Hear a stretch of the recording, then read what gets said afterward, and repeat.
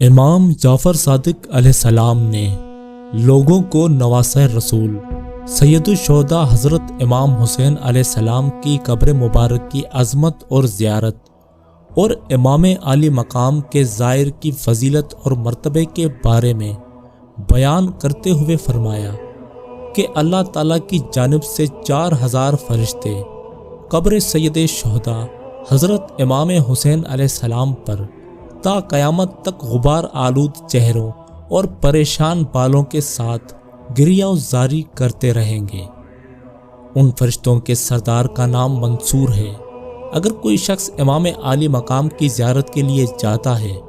تو یہ سارے فرشتے اپنے سردار سمیت اس کا استقبال کرتے ہیں۔ اگر کوئی شخص امام عالی مقام کے حق کو پہچانتے ہوئے